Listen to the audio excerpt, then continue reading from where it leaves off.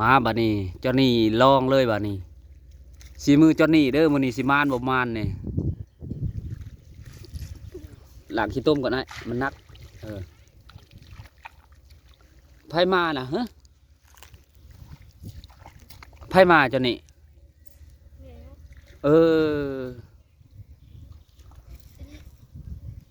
เอาควงให้มันฟึงเด้อ โอ้นักลุงแฮ่ป่าหน่อยลายเลยได้จนหยะอยู่ห้าวขึ้นมา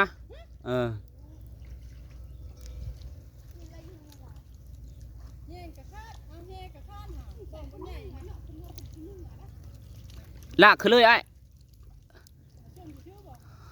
ดีถือเลย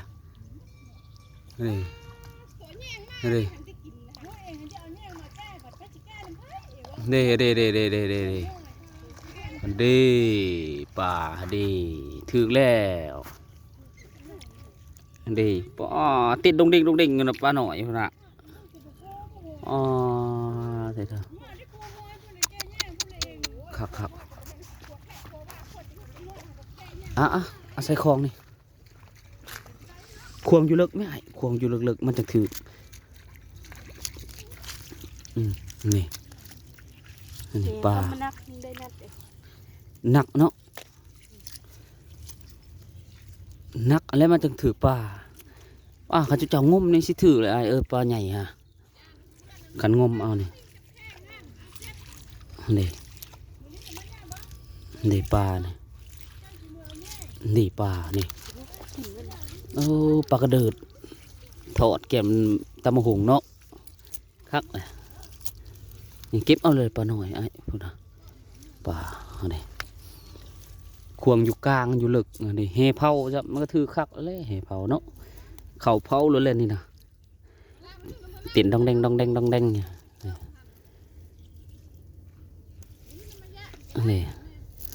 ี่ปลา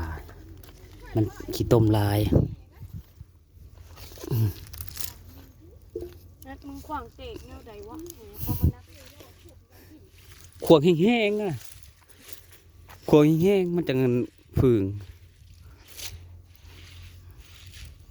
หลังขี้ต้มออกมันนักขี้ต้มก็พอแห้งแล้วเก็บตัวนี้ใส่นี่ตัวนี้ยังลายอยู่นี่ตัวนี้เห็นไหมที่ถูกปลานะเจ็ดดงดิ่งปลาน้อยนี่ตัวนี้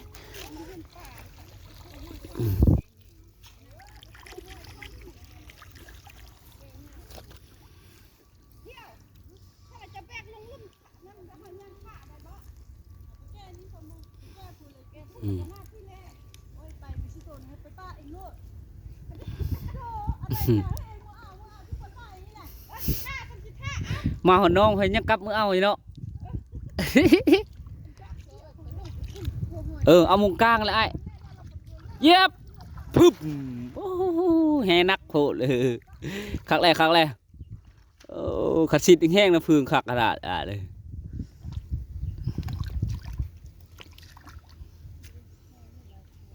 เดี๋ยวล่างขึ้นมาดูได้ไล่ใช่ไหม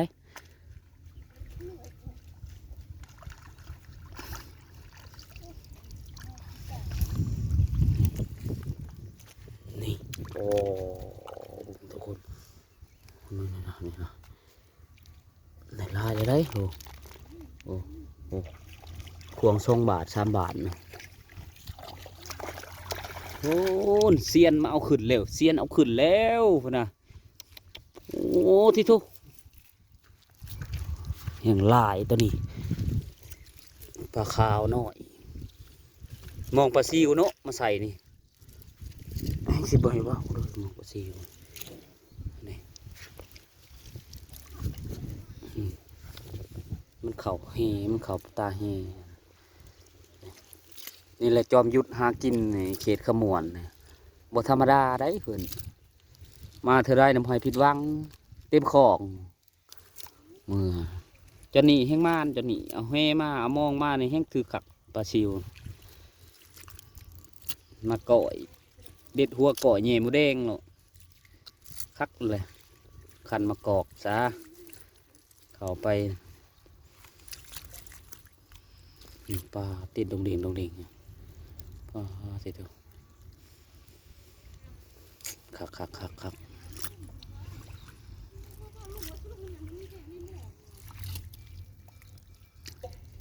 ปลาใหญ่บ่ฮะมาดิปลาขาวใหญ่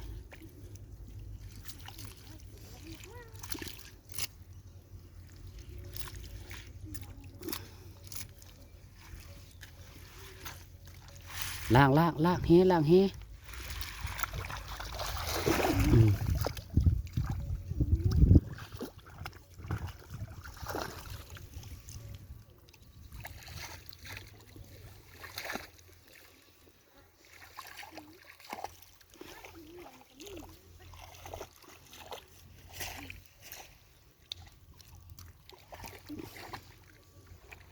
นี่หลายตัวเลยดิ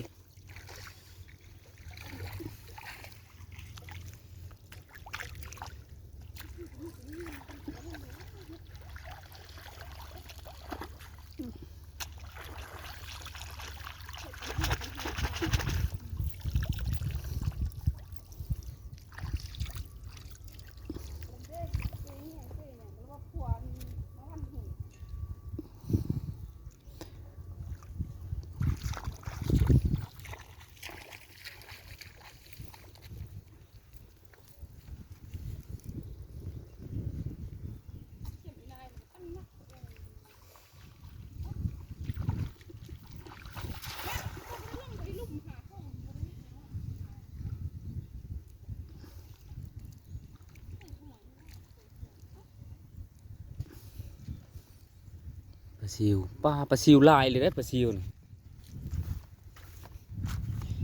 เอาแยงมาเกณฑ์อันหยาบด้วยนี่แล้วเมื่อเอาแยงวะน่ะดิเมื่อเอาแยงก็ถึกเราเล่นอืม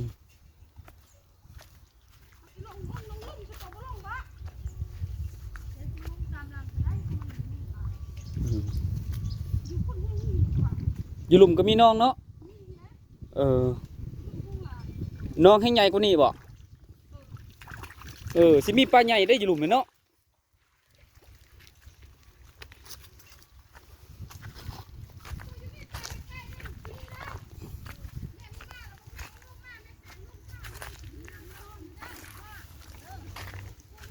วิธีเพิ่นเอาปลาอยู่ในผู้เดียวนี่เพิ่นต้องเห็นแนวนี้มันจะปลดง่ายเบิ่งเอาทุกคนนี่มือปราบปลาโดยเฉพาะเลยนี่เกี่ยวใช่ไหมเอาผู้เดียวเขาจังเอาง่ายเกาะใช่ไหมแล้วก็สันเอาไปนี่หาอยู่หากินลูกซาวนา ตัวนี้เอามาปิดปลาเฉยเดียวชีได้โพกลาบเลยนี่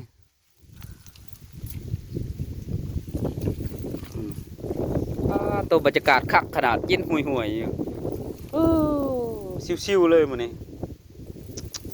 ตัวลมคักขนาดเย็นห่วยเนาะเอาเปมามัดเด้งาไม้นี่นอนอันนี้ป้ายสักอันนั้นดอกแดกคือบ่เห็นปลาดุกเนาะเป็นอะไรวะน้องใหญ่บ่อยู่หลุมเฮ้ยไปบดจะหน่อยไปขวางเฮาสิงมน้ำเลิกบ่เพียงแอวบ่บ่เพียง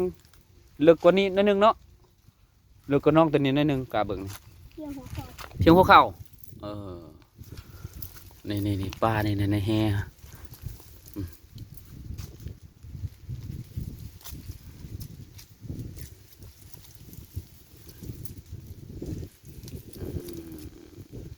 ได้แล้วคัก